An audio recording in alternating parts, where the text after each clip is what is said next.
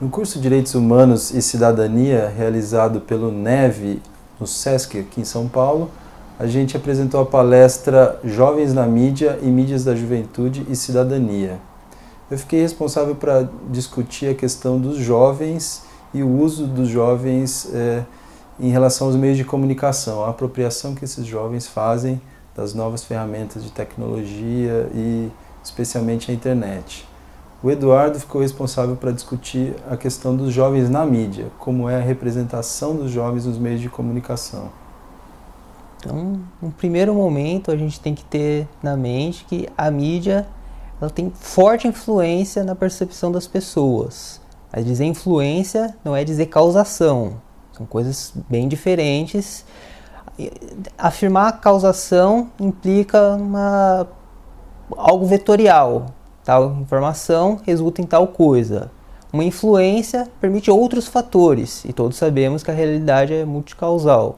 Então, esses diversos fatores atuam geralmente numa mesma direção, e é um atalho escolher um bode expiatório, no caso a mídia como causadora. Mas a despeito dela não ser causadora, sua influência é importante e não deve ser negligenciada. E analisando as diversas formas de cobertura, nós podemos ver uma mídia tendenciosa para com os jovens. Não qualquer jovem, o jovem de periferia, o jovem pobre, com traços estigmatizáveis. Mas, de qualquer forma, é uma tendência de deslegitimá-lo, das mais diversas formas. Como um primeiro exemplo, os protestos de junho de 2013, os Black Blocs. A princípio, toda a manifestação era condenada pela mídia como ato de vandalismo, como uma luta só por 20 centavos. Posteriormente, com o aumento da truculência policial, a mídia passou a condenar um grupo específico de jovens, os Black Blocs. Mas esse é um caso extremo. Temos também as ocupações das escolas públicas que estão acontecendo ainda hoje, onde num primeiro momento foi questionada a legitimidade dessa ocupação, criticou-se, mas aí a seguir, a partir de algumas ponderações, falaram que os motivos ainda eram questionáveis, porque estão caindo os números de estudantes na escola pública, poucos seriam afetados com as reorganizações escolares, então seria adequado fazer essa reorganização, mas é legítimo que eles protestem.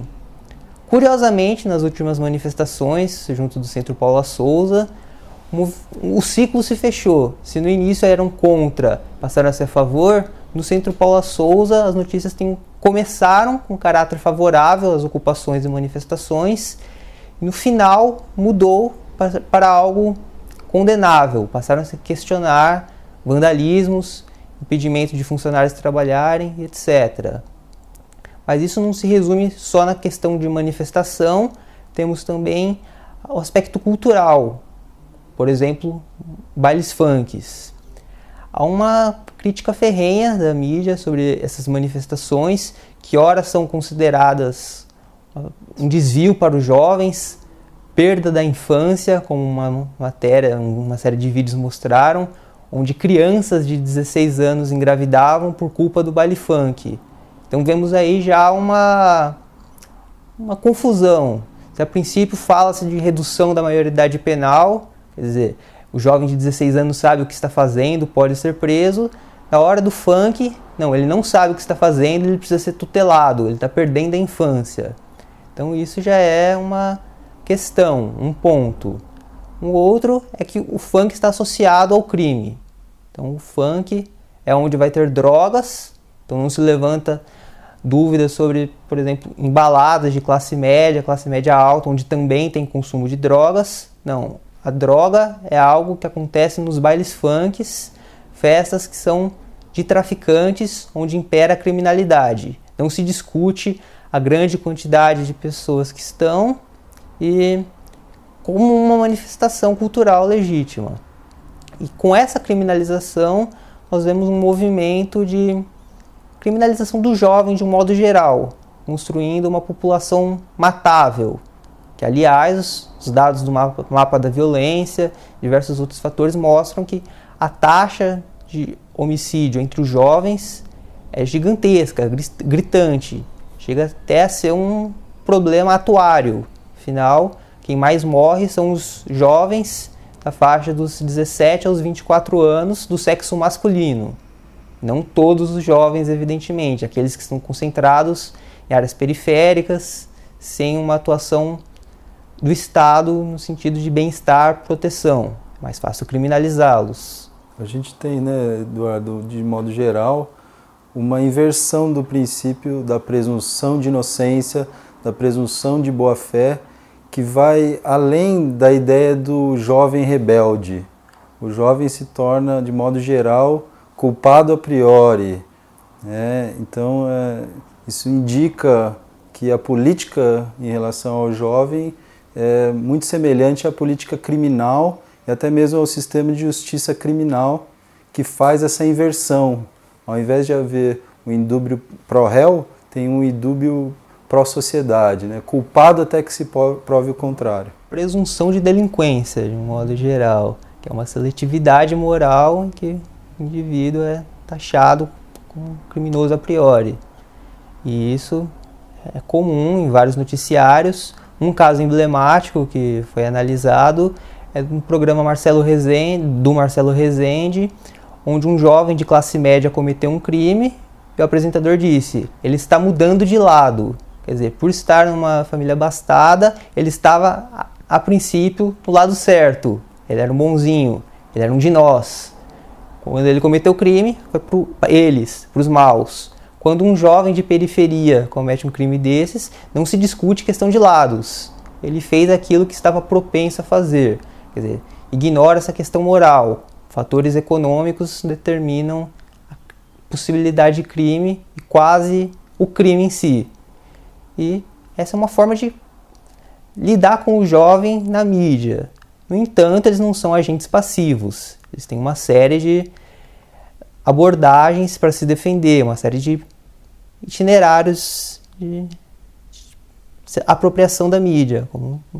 Isso. E eu, por esse lado, então, acabei trazendo um pouco de como os jovens estão se apropriando dos meios de comunicação ultimamente.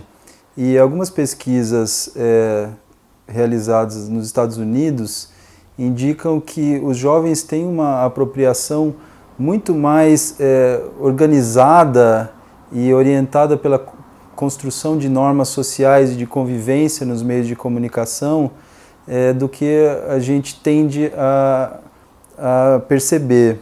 Ao invés de surfar na internet e buscar conhecimentos na internet de modo totalmente anárquico e usar a internet de modo criminoso, os jovens, eles constroem-se em normas sociais, buscam se informar com novas fontes de informação e também constroem a sua autoimagem nos meios de comunicação. Alguns resultados dessas pesquisas também indicam que a participação do jovem acontece quando há uma construção de conhecimento entre os pares, entre os amigos. Por outro lado, elementos de recreação, elementos de entretenimento podem ser favoráveis para gerar esse engajamento e também temas de interesse que tenham significado para o contexto dos jovens em seu meio de vida. Então, diante dessa constatação, né, que até mesmo os participantes do curso defenderam e também identificaram como o que ocorre atualmente, nós não temos um reflexo sobre o que isso significa em termos de políticas públicas para os jovens, em especial medidas socioeducativas para jovens com problemas com as leis. Então, a gente ainda percebe uma política montada diante de um sujeito que é passivo, que precisa ser tutelado num sentido muito de cima para baixo. Então isso deve afetar muito a percepção que o jovem tem da lei e a sua capacidade de incorporar as leis e cooperar e respeitar as leis e as ordens em que ele participa. Então, nesse momento, eu acho que as reflexões podem indicar para um novo tipo de construção dessas políticas de juventude e também dessas políticas com relação a jovens com problemas com as leis. Importa que nos próximos estudos nós nos foquemos não na recepção que as pessoas têm das notícias da mídia, mas a percepção que tem sobre essa recepção. Como assim? O que as pessoas entendem como o poder que a mídia de fato exerce.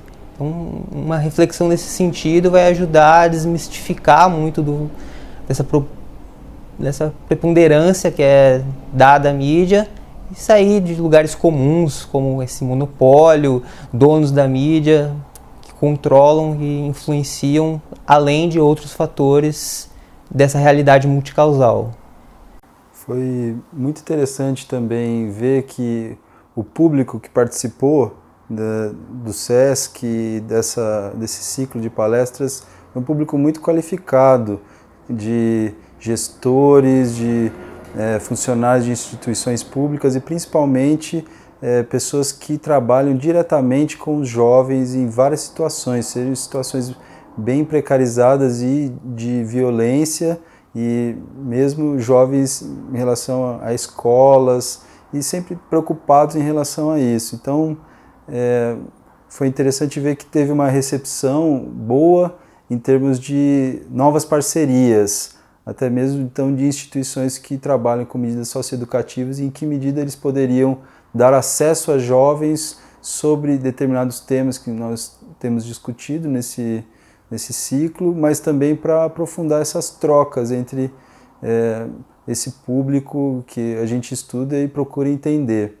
Também alguns indicaram dados, como por exemplo do Comitê Gestor de Internet, que tem monitorado a participação dos jovens nos meios de comunicação digitais no Brasil. Então, houve vários indicativos para a gente dar continuidade a esse tipo de pesquisa.